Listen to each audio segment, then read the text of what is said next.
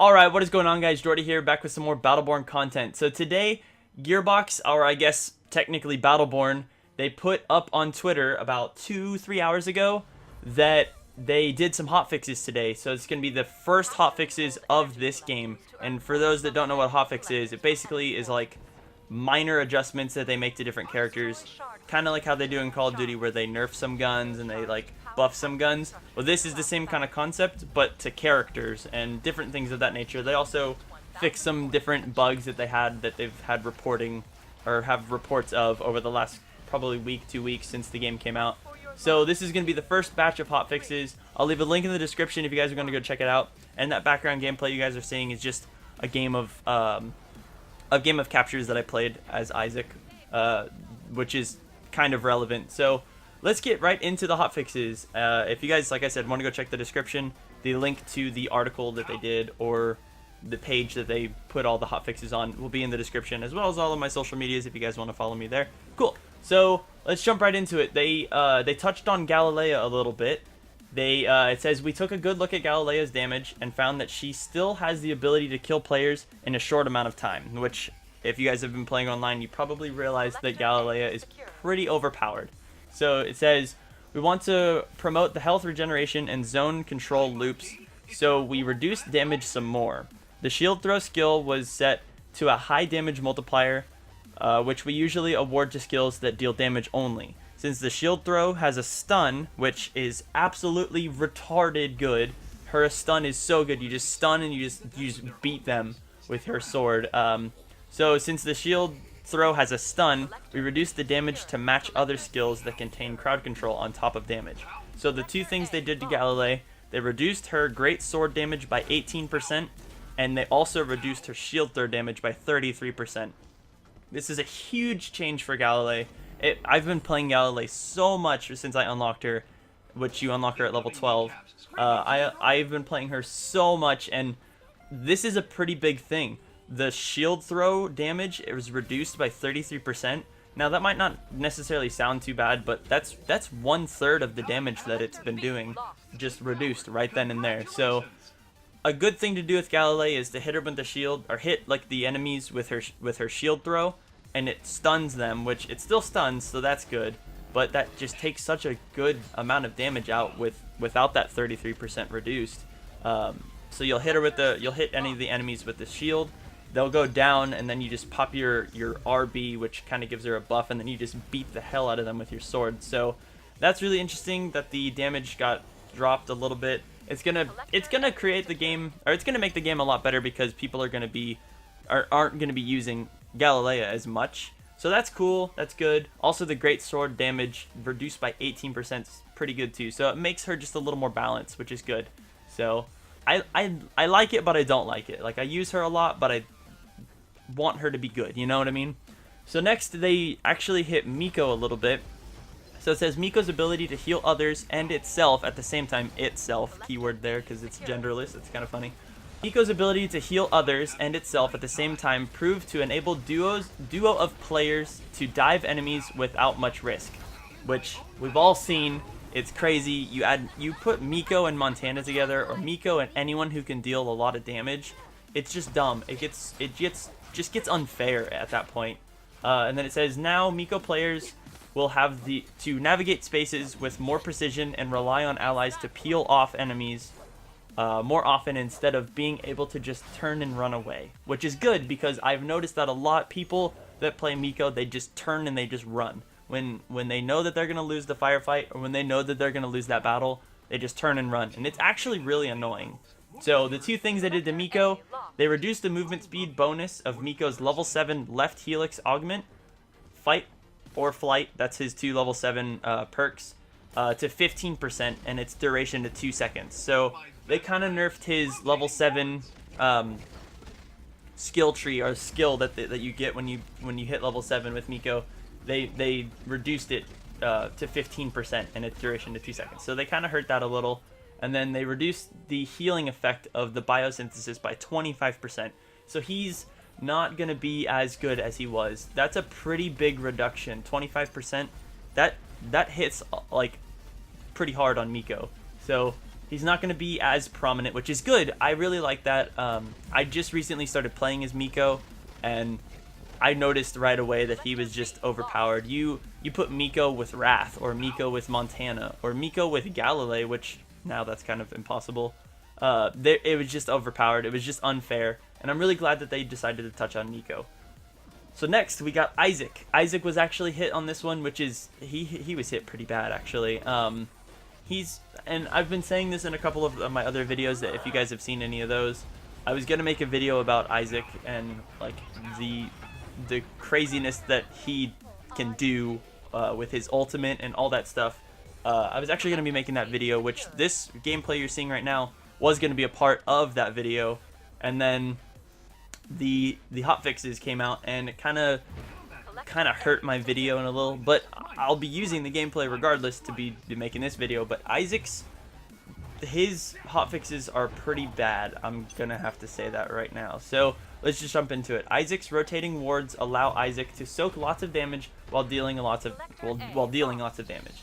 The reduction of rotating wards strength gives enemies a faster window to prevent ISIC from controlling the area, which is true. In addition, ISIC players could manipulate their shield regen easily with the first augmentation and some gear pieces, so we reduce the augmentation's strength, which is good. And since ISIC has so many defensive options, we wanted players to be able to quickly whittle ISIC down if they got past his defenses, so we reduced his base health. So the three things they did to ISIC: reduced ISIC's base health by 20%, which is a drastic drop, I would say. That's a pretty detrimental percentage to be reduced. Also reduced rotating ward's block strength by 50%, which is absolutely crazy. They literally just cut that thing's strength in half, which is pretty hard. That's gonna hurt him pretty bad. And then they also reduced watchful ward's bonus by 40%. So they did a lot of stuff to ISIC. They hurt him pretty bad. He's still gonna be a great character. All three characters are still gonna be great characters. They're just gonna be not as good as they were within the last 2 weeks. So I'm really glad they actually decided to hit these three characters. Like I've been saying, ISIC needed a hit. Miko was just really, really good if you can combine him with like Montana or some DPS person. And then Galilei, she was absolutely nuts. Like I was playing so many games with her once I got her, and she just kills so fast. So I'm glad they decided to do all of these hotfixes. Other things that they did, they adjusted the skill-based matchmaking ranges to speed up matchmaking times, which I'm so thankful that they decided to do this. I got put into a game yesterday, and I'm only level 14 right now. Yesterday I think I was level 13. I got put into a game yesterday, and my friend, he just got the game yesterday, and he was level 1. And we had like a level 7, a level 3, and like a level 12 on our team. So we were all like under 13, like 13 or under. And the people on the other team, they got put, they were like level 42, level 33, level 28.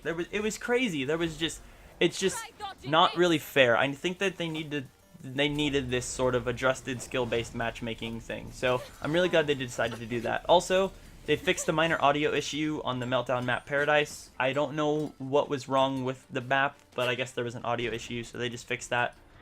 They changed all faction loot packs to unlock at level 15, which I'm really thankful they did this as well. So I noticed whenever you go into command and you go into to where you can see all of the like in the marketplace where you can see all of the loot packs, I noticed that I already had Eldred loot pack unlocked, because I think you unlocked it like a level 8, I think. But some of the other ones, like the Degenerate and the LLC Rogue and the UPR loot packs, those were still locked. You had to unlock them at different levels. And so they decided to reduce this level to level 15. So if you had Eldred unlocked before being level 15, they relocked it, but everything now unlocks at level 15. All of the different faction-based ones are going to unlock at 15. I think they also changed, which they don't say it, but I think they also changed the rare loot pack to unlock at 25, and then the epic loot pack to unlock at 30. So I don't know if they for sure changed that, but I just kind of noticed that everything was in like a set increment of 5 rather than just like random levels, like 18 you unlock generate, or like something like that. So I'm glad that they decided to make all those unlock at the same time. That way you can get different character skins for different characters and such. If you like a if you like a UPR character, and that unlocked at like 28, now it unlocks at 15. So that's really cool. I like that a lot. They also reduced the silver and gold medal requirements for each medal in the story mission, the archive, by 20%. I guess the archive was really hard to get silver and gold on, which you need that to unlock some of the characters. So I'm kind of excited that they did that. It's going to be easier to unlock like Galt or someone. They also doubled the health of stationary defense objects in story mode only. So any of those turrets you make or any of those traps you activate in story mode, they've doubled the health of those. So that's really helpful on some of the missions. It makes it easier to play the campaign or the story mode in solo. So I really like that. Also, or this is the last thing they did, made performance improvements on the multiplayer maps Echelon and Cold Snap. So they just improved some things. It doesn't say what they improved exactly, but that's going to be it. That's all they did for this, the first batch of hotfixes. So I'm super excited that they decided to hit some of the characters. Like I said, if you guys want to go check out the description, the first link you see will be a link to this actual, like, I guess, story or article on their website. It was Battleborn Battleplan #1, and that actually was in effect as of today. So I'm really excited to see where this goes. They have a lot of information on the website, so if you guys want to go check that out, I definitely would recommend doing so. If you guys want to leave a like on the video and check out the description for all the social medias and go follow me on all of that stuff, it really encouraged me. When I see the numbers go up and when I see the sub count go up, it gets me excited and it makes me want to make more videos. So I'm really enjoying just filming everything Battleborn related. So I will definitely be uploading tons of more Battleborn content within the weeks to come and pretty much forever. Also, if you guys want to go check out my channel, or if you guys see any of the related videos and you see any of the story that I've been playing, I've been playing the single player story all the way since the prologue up to now, which I think I'm on episode 4. So if you guys want to check that out, there's a few videos. I'll be playing through the entire story solo and seeing if I can beat it within a decent amount of time. But other than that, guys, like I said, leave a like on the video. It really encourages me to make more videos. And other than that, I will talk to you guys later. Let me know what you guys think in the comments about all this the hot fixes that they did, and whether or not it changed your game style, your gameplay. And I'll talk to you guys next time. Thanks for watching, and as always, I'll talk to you guys later. Peace!